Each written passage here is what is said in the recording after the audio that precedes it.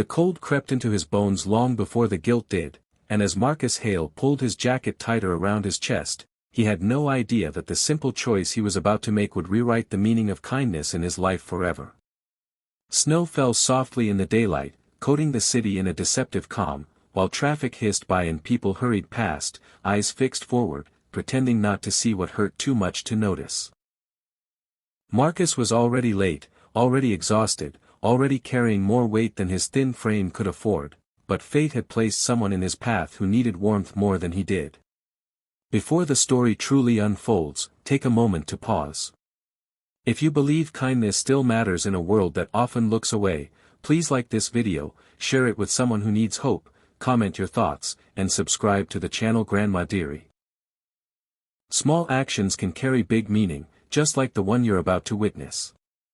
Marcus Hale was a single father of 7-year-old Owen, a boy with bright eyes and a chronic heart condition that had drained Marcus's savings, his sleep, and nearly his spirit. Since his wife passed 3 years earlier from complications that came too suddenly, Marcus had lived life on survival mode.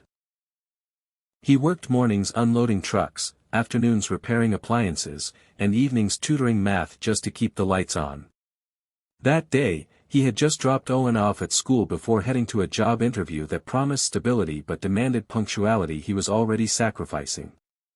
The jacket he wore was his only decent one, the kind he saved for days that mattered. As Marcus passed the bus shelter on Pine Street, he noticed her. She sat on the concrete floor instead of the bench, knees pulled close to her chest, barefoot despite the snow, her coat thin and torn at the seams. Her hair was matted from cold and neglect, and her hands trembled as she tried to warm them with shallow breaths. People passed her without a glance. Some frowned. Some shook their heads. No one stopped. Marcus slowed. He thought of Owen's medication refill due next week. He thought of the interview clock ticking. He thought of the ache in his joints. And then he thought of his wife, who once told him that being kind never ruined a life, but ignoring someone might ruin theirs.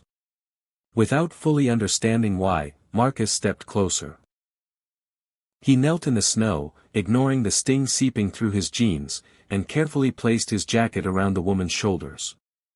She looked up, startled, eyes sharp despite her condition, as if she'd learned to be cautious even in weakness. Marcus said nothing, only adjusted the jacket and made sure it was wrapped tight.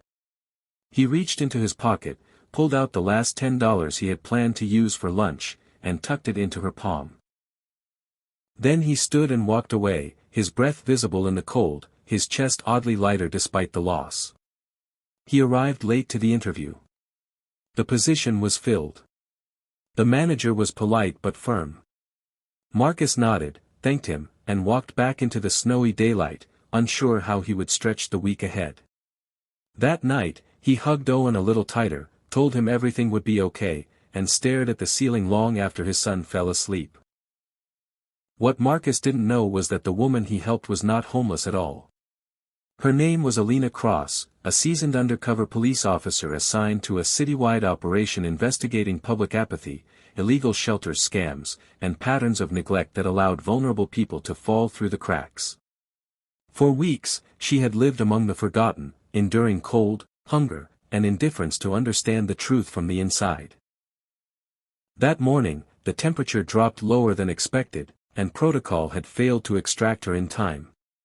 She was trained, but she was still human, and hypothermia was no longer theoretical.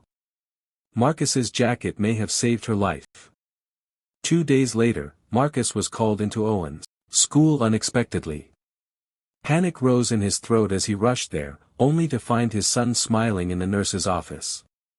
A woman stood nearby, dressed in plain clothes but carrying herself with quiet authority. It took Marcus a moment to recognize her eyes. Alina explained everything.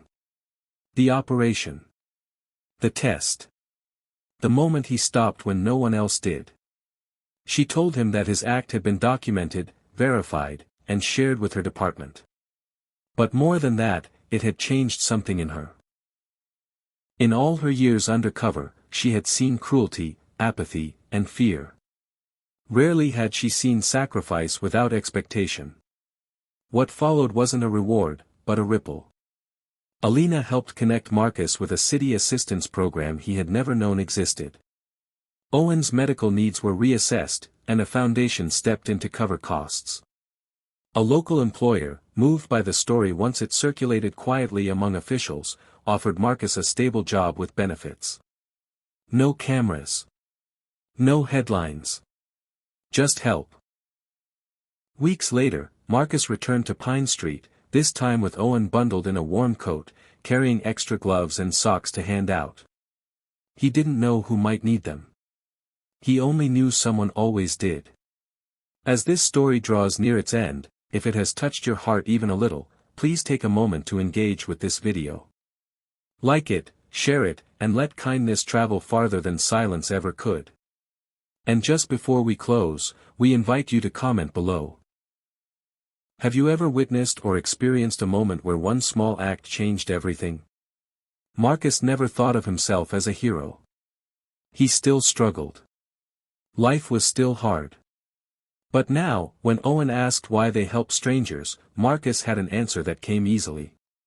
Because one day, when the world was cold, someone might need your jacket. And you might never know how much it meant.